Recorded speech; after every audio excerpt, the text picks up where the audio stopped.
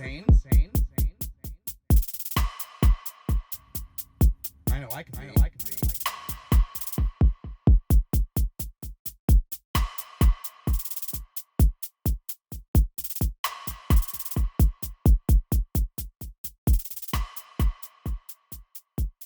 To another episode of Mental Health Awareness. We are here coming at you live on twitch.tv/all of us studios. We're number 2 trending right now on YouTube. No, number 2 for the day. With you. Number 2 for the day. Yes, as always, I'm William DeBucari. Brian Karsten. Coming at you guys live from Portland, Oregon. Today we are going to be talking about psychosocial crises of late adulthood and elderhood, which means old people, which is really relevant, especially today with COVID-19 going around. People the age of, are we talking 60? Just like we're talking basically 60 and above. 60 plus. That's exactly COVID-19. They're saying from 60, they're showing higher risks of death, and every decade after that, increased risk. Exactly. I mean, over 80 is the real scary place to be. You don't want to be over 80 right now. Yeah, there's plenty of cases in Oregon, obviously across the United States as well too. We live in Portland, and so the biggest I think concentration right now is in Washington, Seattle area is kind of like the epicenter. Yeah, I do believe, which is so interesting. They're sending Tom, my roommate, everybody. They're sending Tom to Seattle for a work trip next week. I mean, it's not canceled already, right? I mean, I work in men's fine clothing, as you guys know. And like every single rental, every single thing that's like come down the pike as far as, events or whatnot. Like we've had so many cancellations. Oh, everything's canceled. Yeah. I was supposed to run the Shamrock Run this weekend. Canceled. Of course it is. Yeah, my sister traveled, all of her, everything canceled. Everything canceled. Yeah. Nope. They're sending Tom to Seattle. They really care about him. They really care about him and his well-being. Right? Isn't that insane? Oh, Tom. I just feel bad for him. Dude. So this weekend, like he's leaving today then, they're basically? They're trying really hard to get him to quit, I think. Seriously, man. Dude, they are brutal on the guy. They are brutal on him. I hope to have Tom on. I hope to have Tom on one of these shows. Yeah, hopefully we get him on one of these days. You guys can meet Tom. He's a great guy. Yeah, really, he's a great guy. He's got a lot of life experience. He's got some really unique perspectives. He's got a lot to bring to the table. He's got a lot of cool talents. Yeah. Yeah. So, and as you know, we try to be multi-talented here at all of us studios. A little bit. All right, let's talk about old people. Challenges and rewards for counseling clients in late adulthood and elderhood. As counselors, especially younger ones, meaning me, this guy, being cognizant of elderly care and the strains it can have not only on the individual but the family members are crucial when formulating impactful and meaningful treatment strategies. A term known as normal aging must be considered when comprehending and analyzing the stressors for both the elderly individual and their family. According to our text, Counseling Individuals Through the Lifespan, quote, counseling older adults is not equivalent to counseling the general younger population. Specialized skills and knowledge, as well as sensitivity to the contexts in which older adults in late adulthood live and their life experiences, are essential to working successfully with this population. As a professional counselor, understanding gerontology and the multitude of comprehensive strategies available as resources is necessary and extremely rewarding when helping elderly individuals. However, there are several challenges a mental health professional must understand when providing help to elderly clients. Normal aging means nearing the end of one's life, which is scary for most, if not everybody, right? As stated in our text, quote, as a person ages, some unavoidable deterioration in physical, motor, and cognitive abilities takes place as a natural transition into aging. The rate and degree of deterioration appears to be individualized and consummate with lifestyle, environment, culture, genetic factors, hereditary, and other psychosocial issues. Accepting one's life of challenges and successes will provide the elderly client with a sense of fulfillment. From a counselor's perspective, achieving this milestone is a positive first step in rewarding support and treatment for the elderly client. So, based on what I've read in the last week, understanding and knowing how to relate and be relative to a much older generation, especially for a much younger counselor, is essential. It's crucial. And so you not only have to take your life experiences, but then also understand not only specific things that are happening to elderly people in their time and their lifetime and what they've experienced, but you also have to theorize and also do like in an acting term, you also have to use a little bit of transference to understand what they are going through, to then be able to provide the right care and support, to be able to counsel in the right fashion. And so being able to do that is really a challenge. And we kind of talked about this on our last cast, where if you don't experience it, how the hell are you able to like provide knowledge or give care or do something that is completely hypothetical to you, right? Well, this is that exact split where these people are going to base a lot of their decision making off of the wisdom of the experiences that they've had, where your job is not to I would imagine your job is not to try to match their experiences, because you can't, because you didn't even exist, while they were taking in these experiences. Yep. But you can be that knowledge half. Totally. You can be the other part to the puzzle, where maybe they don't know how to get access to PubMed and what all the newest psychological studies are and things that could really benefit them if they knew high probability statistics on things that could decrease their aging or their Alzheimer's, or whatever they're dealing with, right?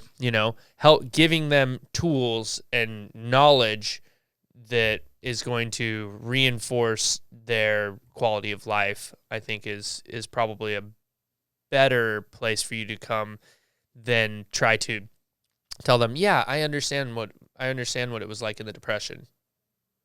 No, you don't. You didn't live through you didn't live through the Depression, so you can empathize with them and be like, I read all about it. Sounds like a tough time. That sucks. Yeah, but you didn't feel it. Right. You didn't feel your parents losing their jobs and struggling to parent you, and feeling worthless and whatever. Like you can't connect with them really on that level. You can just be sorry for him, I guess. So I don't know. Yeah, it's hard. Seems like a tough role, where if you're dealing with a younger person, now you all of a sudden have all of this life experience that you can draw from. You just immediately have so much more clout, I guess, because you've lived it. You have both. You have both now. You have knowledge and experience. Right. Right. It'd be hard. This chapter was definitely a challenge, because conceptually, me trying, my 32-year-old brain trying to wrap it around like my much older grandparents who are now deceased, like being able to try to counsel someone like them. I just thought about it for a second, and I'm like, even though they're my grandparents, it would still be a ridiculously hard and almost next to impossible challenge to be able to do this, because, as you said, you haven't experienced it. You haven't lived through it. And so how can you then level with that client to be able to be like, yes, I understand to a certain extent, but I have not fully experienced or even halfly experienced what you're going through. In a lot of the areas of their life, they're in that stagnation phase. Totally. I would imagine. Totally. They've decided this through all of the experiences that I've had. This is the way that you do this thing. Right. They're set in their ways. Yeah. You have to, at some point, you can't continue to put all of your emotional capacity or all of your brain power into trying to figure out all the different heuristics of life all the time. Like, you're not going to be able to do that. Eventually, things become habits because you found that this is the right way to do it, and you just continue to do it that way because it's worked out well for you. Right. You have experience. It's worked out well. You're not going to change that habit, right? Or it's going to take a really, really big effort on the part of the counselor, and that habit is going to really have to be detrimental to this person's livelihood to make a change there. Yeah. So the elasticity of their emotional and physical knowledge that they've accrued throughout their entire lifespan is now being pulled and stretched and molded in a way that they're not going to feel comfortable with being like, Yeah. I'm gonna open up to that change. I'm gonna take this with an open eye and an open heart. And some people do, but people do. most, especially in this in this older generation, are gonna pump the brakes and be like, no, this is everything that I've done to this point to get me to where I am has worked. So what do I need to do now to change it, and why do I need to change it? But not everything has worked, or they wouldn't be seeing you. Bingo. Right? So, Bingo. So that's the point. That's the vulnerability that they're exposing is, I came to see you because I have this issue. Something's wrong. And that immediately always is going to give a counselor or a therapist, I hate to use the word leverage, but... No, that's okay. That's a good word. But it's going to give them leverage to have this opening and that's your shot. You have this opening where this person's like, okay, I'm going to be a little vulnerable with you. I showed up, I paid you the money, I want to hear what you have to say. Right. And this is hit me with your best shot, basically, and it's going to have to be good because my walls are pretty high. Right? But they're letting them down a little bit. Right. You know, they gave you the key to the fence. They Exactly. let you in the front yard. Maybe not the front door. Right. But they let you in the front yard. Let's see if you can put on a show. Yeah, you gotta swim through the moat before you can get to the front door. Exactly. Yeah. So some characteristic challenges during late adulthood and elderhood. When looking at characteristic challenges during this stage of life, a counselor must take the elderly's client's past into account. Weaving nicely into counseling framework is Erik Erikson's theory of psychosocial development, specifically the final stage of ego integrity versus despair. According to our text, quote, life is a series of lessons and challenges which help us grow, and Erikson's theory helps to explain this growth. Erikson believed if we see our lives as unproductive, feel guilt about our past actions, or feel that we have not accomplished our life goals, we become dissatisfied with life and develop feelings of hopelessness and despair, often leading to a depression and extreme alienation. Sensitivity toward an elderly client's past is extremely important when providing professional help and guidance. If the client has regrets about his or her past, the mental health professional can help provide positive occurrences that may be overshadowed by the client's emotional distress. Providing a positive framework and focusing on good parts of his or her life will ultimately bring feelings of confidence and of affirmation where it once was lacking. For those elderly clients who possess a strong sense of self, counseling can help boost their emotions and reaffirm their life choices and milestones. Once again, according to our text, quote, of interest to counseling that is older adults who reach a sense of integrity, feel whole, complete, and satisfied with their achievements. This is an indication that they are resilient and have adapted to accomplishments and inevitable disappointments, and realize the paths that they have followed, abandoned, or have never selected have been necessary in forming a meaningful life course. So it all plays into it. So the decisions that you make, the understandings, the sacrifices that you've had to make, it all plays to your identity. It all plays into who you are, what you've built, and what you've constructed as your livelihood. So I think it's very fascinating. I think basically what I get from this, I mean, I wrote it, but what I take from this is that the good from the bad is all relative. And if you can't frame it in a positive mindset, we talk about mindset all the time, then you're not going to have that feeling of fulfillment. You're not going to feel like you lived your best life. Even if, I mean, let's use an extreme example. God forbid the Holocaust. We had on multiple occasions with our high school, remember back, unfortunately, I don't remember the gentleman's name at this time, but he came at 20 least years ago. twice. Yeah, exactly. It was a while ago. But he came at least twice to talk about his experience with the Holocaust and how terrible and how detrimental it was. But then you see the positivity coming from him, the hope, the all the negative experiences that went on with that, which are detrimentally awful. Ghastly. Yeah. Sorry. It's okay. We have to laugh every once in a while. A little bit of humor goes a long way. But to then spin that in a positive manner, to then try to generationally prepare the future generation to understand and comply with what has happened in the past, to then set them up for a more successful future. This person has lived their best life, even under the worst circumstances. Yeah. So the contrast that man has seen in his life, just absolutely drastic. Right. So, like, I would imagine just having the freedom to walk around is a godsend when you've been in a situation like that where other people, oh my God, they shut down flights to Europe. Like, how am I going to get to Ibiza? Right. Twitter's not loading. Like really? I really needed to see Martin Garrix this weekend. Yeah. Oh my God. Right. You know, you all have to take it with a grain of salt. You know what I mean? You have Yeah. to understand and put it in its proper perspective. Like the NBA is canceled for until whatever and whatnot with this coronavirus. Like, people are upset, but in general retrospect, like, is it really affecting you so negatively that where everything that you've believed before, everything that you understand is then going to be reverted and shut down, and you're going to throw up your walls even higher? No, you're going to learn from this experience. And just like Will and I were talking about before we got started here, it's connecting people that you may not have connected with if not had this situation occurred. Right. And that's kind of an interesting thing. You know, it could bring families together. My family, we got together on a conference call, created a plan of action where we are going to get together. If things go awry, we're going to band together. And, you know, we didn't have that plan before. Now, if anything ever were to occur, we have a plan in action. Right. And so there are benefits to things like this.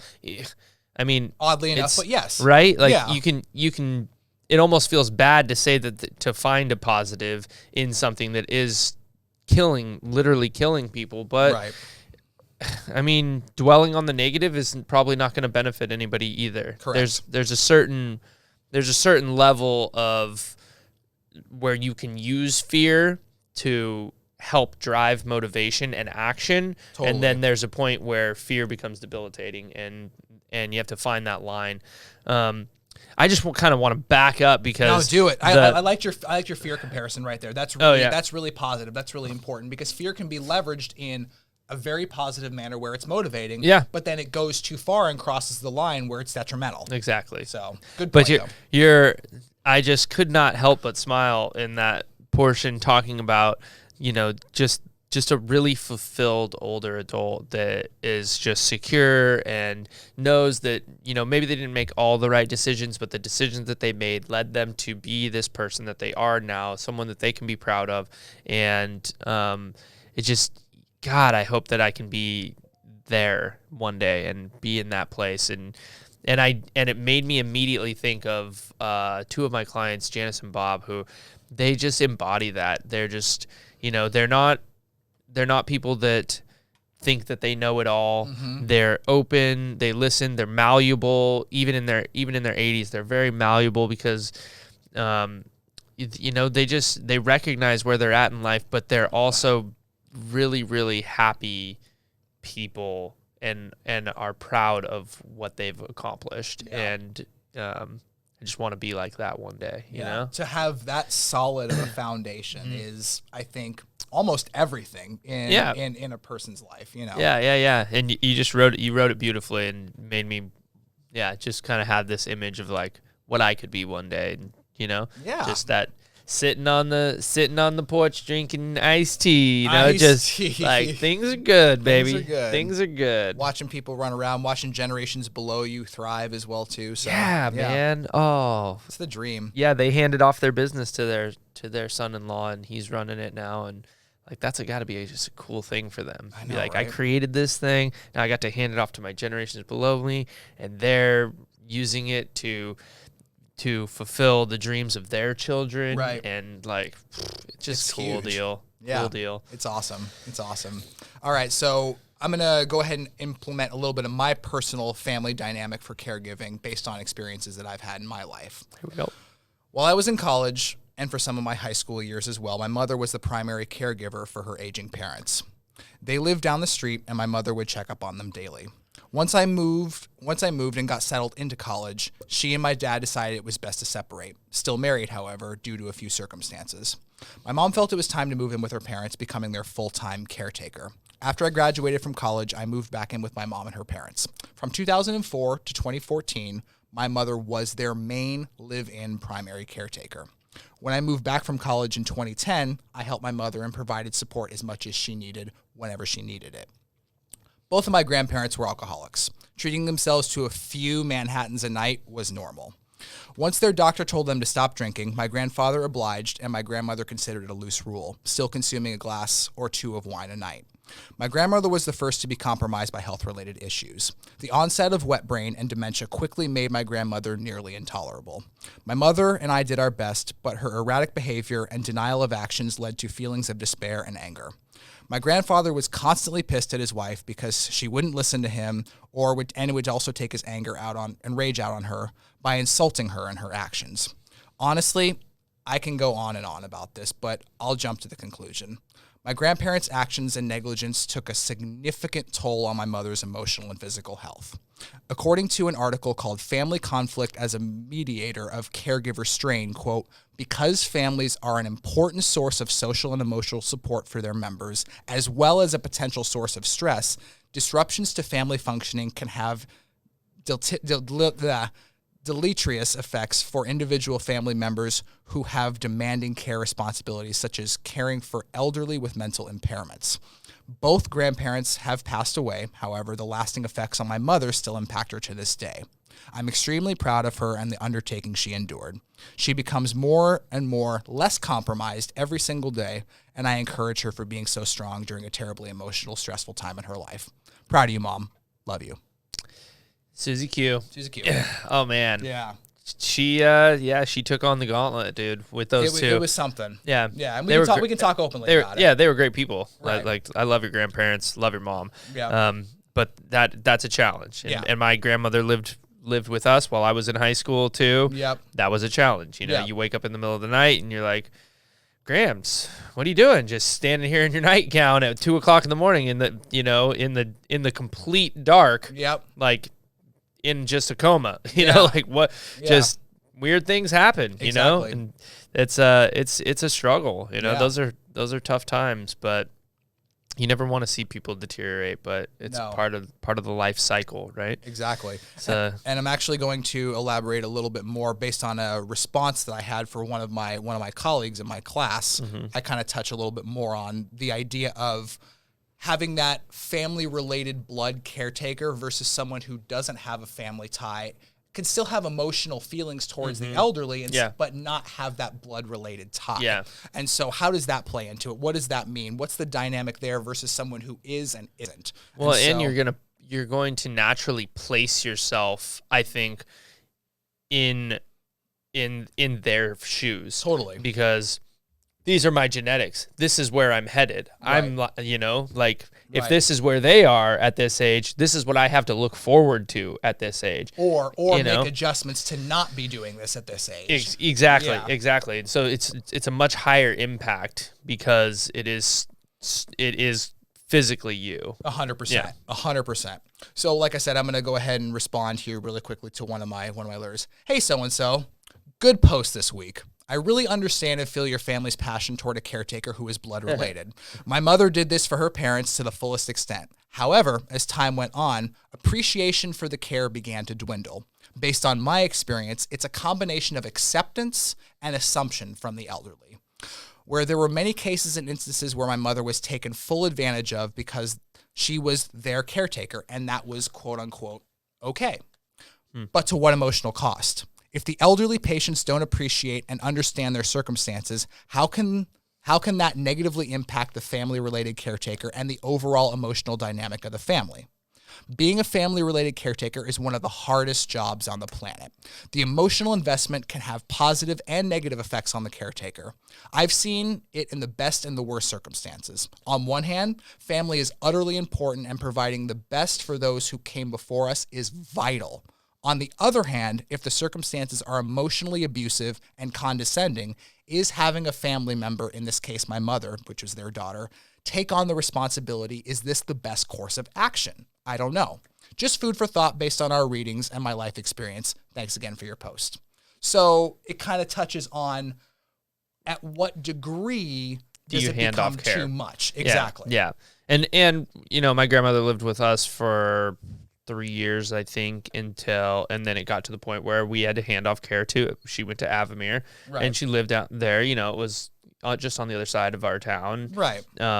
And she hated it. Of course she did. She doesn't want to be there. Well, yeah, she didn't get to make lunches for me, when I come home from school and, play games with us at night and have dinner with us. She's eating this whatever food that they're making her that really wasn't that great. Right. I mean, she tried to escape through the window of that place. She thought it was like a prison, yeah. But they really cared. Like they did. I thought they did a good job. Avamir's a good place, but yeah, it's when do you make that call, or do you ever? Because I don't think your mom ever did, right? Nope. Yeah, she was with him to the end. Exactly. She's a tough cookie, man. I think that tough cookie. Yeah, and I think that emotional, I guess let's call it fear of being able to pass off what to someone who is a caretaker who is not blood related is very much a scary thing, because you let go of what we were talking about last week of control. Yeah. You're letting go of that control. And then do you then feel guilt because you didn't see it all the way through the end? God. Like there's a lot of factors that play into it. This is actually really interesting, because we were talking about generativity as in the elder having the experience and the wisdom, but in this circumstance, it's the caretaker, the younger, who has the experience and the wisdom of dealing with their parent who is deteriorating, and having to hand off your experience and wisdom to somebody who may have more knowledge, and say, okay, and they have experience too. If you're sending them to a home, they have experience, but not with your particular individual. Right, exactly. They have experience with other individuals, but their knowledge base is probably far superior to yours, because this is hopefully something that they've studied and spent time in, and really learned a lot about the psychosocial systems that you have to do with the geriatric population. Exactly. So yeah, no, it's very interesting. And to get personal again for a moment, like we've talked about at the beginning of this cast, is that we're in the middle of this COVID-19 outbreak, and one person who is close to us yesterday is a very elderly guy. He's about, I think, 75 now, and he has his every 2-year VA. He's a veteran checkup that he literally goes to the VA office, just to fill a prescription and then come home, when he can do this basically autonomously. He doesn't necessarily need to show up for his checkup, because they're going to tell him everything. He's not losing money. He's not in fear of losing his VA Medicare, where he's paying substantially less than most of the people in the world. He's not losing anything from it, but he still feels a sense of necessity to go, when it makes zero sense, especially in a population that's being highly affected by this virus, to go and be susceptible to it. He went? He's planning on still going after I sat down, after my mother-in-law sat down, after my wife sat down, and basically consulted him and was like, you don't need to take this necessary risk. This is completely... You're not losing anything from this. You're not losing membership. You're not losing money. You're not losing anything. You can still get your prescription. Yeah. What's the point in going? Reschedule the appointment. It's just habit. Exactly. It's his habit. Habitual. Yeah. It's habitual. And so you kind of look it's at that groove. Exactly. Yeah. And it's that mindset of also being so stagnant. Exactly. It's being so stagnant in the way, in this case of a negative mindset, being so stagnant where I can't see anything else other than just going to this appointment, even though the entire world is telling me not to go. The people who love me literally are telling me not to go. It's not worth it. Who have the knowledge, but he has the experience. Exactly. Right? And his experience is every 2 years I go. Right. And so every 2 years I go. Exactly. Right, exactly. And so how do you mold or manipulate and expand that mindset? That's very challenging. You have to have, I would imagine, an emotional tie that he cares about more so than himself. Right. That's where, which might be hard. That's where family comes in. Right. It's like, okay, I love you so much, I can't let you do this. Right. And they're like, wow, okay, like I see that. Hopefully I see that's enough of a trigger. Exactly. Yeah. Or overwhelming amounts of information, maybe. Like I have statistics that say if you leave your door this is your chances. When you get in your car, this is your chances. When you touch that door, this is your chances. When you walk into a place with 100 people, this is your chances. So we're going to compile that. Your increased risk is this much. Take that chance or not, buddy. That's a lot of work on your end. Right, right. Just to influence a normal behavior at this point. Yeah, which like it's fairly common sense that if you're going to put yourself in that situation, you're increasing the probability and chance that you're going to get COVID-19. Right.